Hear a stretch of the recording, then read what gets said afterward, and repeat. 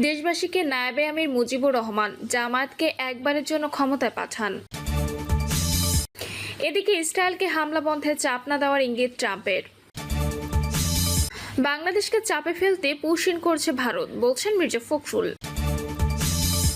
এবং সর্বশেষ জানাবো, ৮০,০০০ টাকা না দিলে সকালেই কোর্টে চালান, ঝিনাইদহে এসআই আব্দুস সালামের গ্রেপ্তার বাণিজ্য।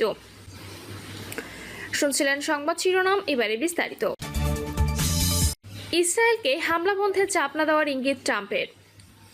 ইরানে ইসরায়েলি বিমান হামলা বন্ধে যুক্তরাষ্ট্রের হস্তক্ষেপ চেয়ে যখন ইউরোপীয় কূটনীতিকরা জোর আহ্বান জানাচ্ছেন, ঠিক সেই সময় মার্কিন প্রেসিডেন্ট ডোনাল্ড ট্রাম্প জানিয়ে দিলেন তিনি ইসরায়েলকে হামলা বন্ধ করতে বলবেন না।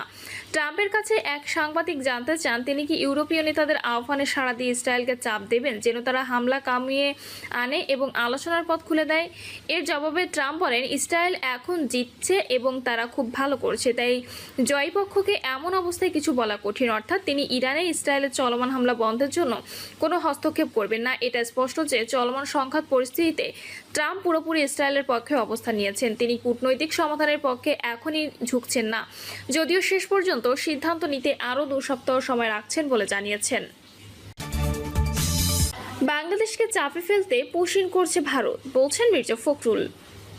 বিএনপি মহাসচিব মির্জা ফখরুল ইসলাম আলমগীর বলেছেন, আওয়ামী লীগ সরকারকে উৎখাতের পর বাংলাদেশকে চাপে ফেলার জন্য সমস্ত বর্ডারে পুশিন শুরু করেছে ভারত। শুধু তাই নয়, এখনো পর্যন্ত বাংলাদেশ তার পানির ন্যায্য হিস্সা পায়নি এবং বর্ডারে মানুষকে গুলি করে হত্যা করছে ভারত।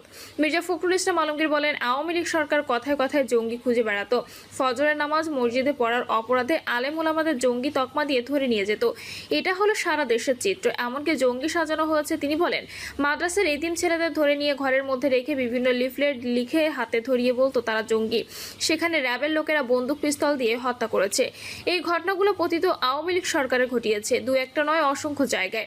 বিএনপি মহাসচিব বলেন, লন্ডনে অন্তর্বর্তীকালীন সরকারের প্রধান উপদেষ্টা ও বিএনপির ভারপ্রাপ্ত চেয়ারম্যান তারেক রহমানের সঙ্গে একটা আলাপ হয়েছে। সেই আলাপে একটা নির্বাচনের সময় ঠিক হয়েছে, ফেব্রুয়ারি মাসে নির্বাচন হবে। তিনি আরও বলেন, আল্লাহর অশেষ রহমতে আমাদের ছেলেদের রক্তের বিনিময়ে, জনগণের রক্তের বিনিময়ে ও মাদ্রাসা ছেলেদের রক্তের বিনিময়ে আমরা সেই অবস্থা থেকে বের হয়ে এসেছি।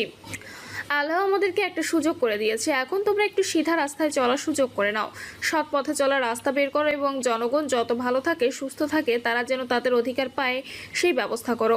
এজন্য আমরা সব দলগুলো এক হয়ে একটি অন্তর্বর্তীকালীন সরকার গঠন করেছি ডক্টর ইউনূসের নেতৃত্বে।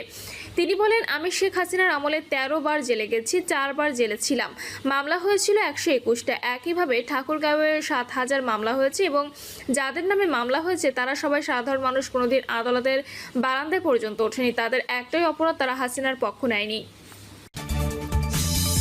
৮০,০০০ টাকা না দিলে সকালেই কোর্টে চালান, ঝিনাইদহে এসআই আব্দুস সালামের গ্রেপ্তার বাণিজ্য। টাকা দিতে হবে ৮০,০০০, রাতেই দিতে হবে, নইলে সকালেই কোর্টের চালান করে দেব। কথাগুলো বলেছেন ঝিনাইদহ সদর উপজেলার নারিকেলবাড়িয়া পুলিশ ক্যাম্পের ইনচার্জ এসআই আব্দুস সালাম।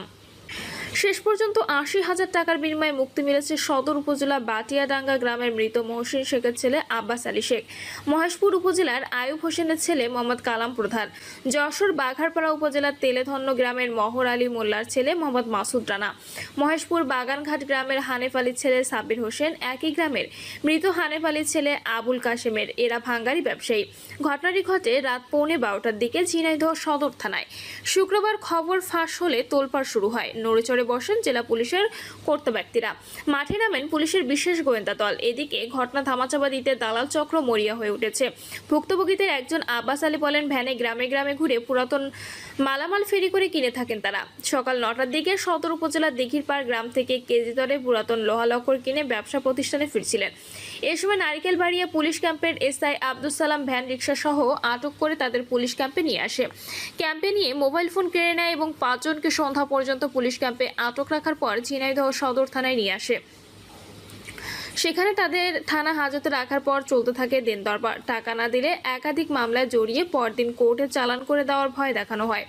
অবশেষে রাত 11:15টার দিকে ৮০,০০০ টাকার বিনিময়ে ছেড়ে দিতে রাজি হন এসআই আব্দুস সালাম। রাতে থানায় উপস্থিত জেলা শহরের খালপাড়ের বাসিন্দা মঞ্জু জোয়ারদারের স্ত্রী মোহাম্মদ আবদিকা বলেন, থানায় ডিউটি অফিসারের রুমের সামনে দাঁড়িয়ে ৮০,০০০ টাকা দিতে রাজি হয় ভুক্তভোগীরা। তিনি আরও জানান, টাকা লেনদেনের সময় চিল্লাচিল্লি করেও লাভ হয়নি। পাঞ্জাবি পরা এক দালালের মাধ্যমে ঘটনাটি ঘটে। ওই দিন সদর থানায় বেশ কয়েকজন কর্মকর্তা উপস্থিত ছিলেন বলে জানান এই প্রত্যক্ষদর্শী।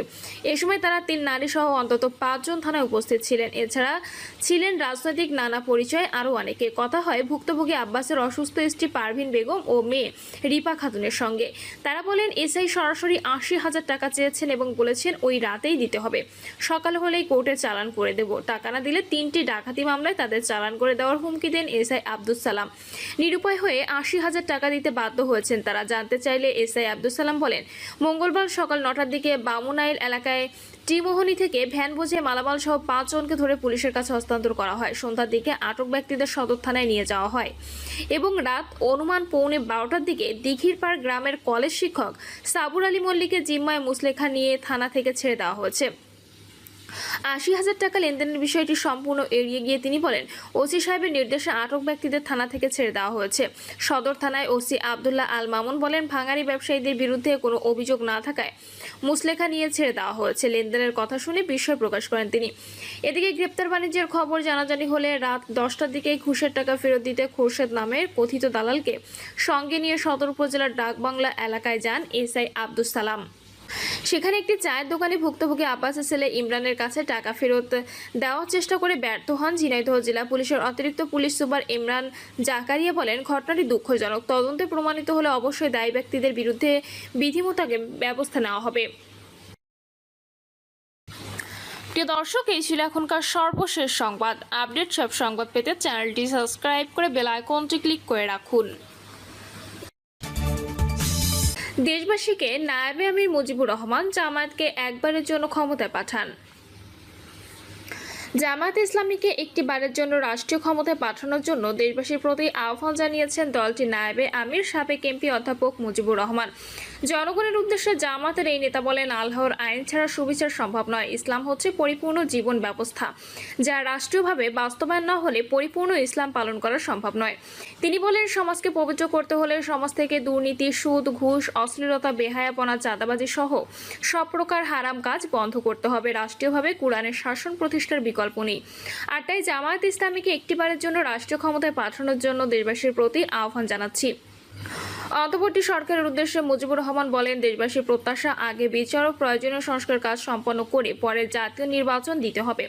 2014 সালে আওয়ামী ফ্যাসিস্ট সরকার নির্বাচনের নামে নিজের ভোট নিজে দিয়েছে ও অন্যের ভোটও নিজে দিয়েছে। 2018 সালে দিনের ভোট রাতে দিয়েছে এবং 2024 সালে ডামি নির্বাচনের মাধ্যমে ক্ষমতা এসেছে।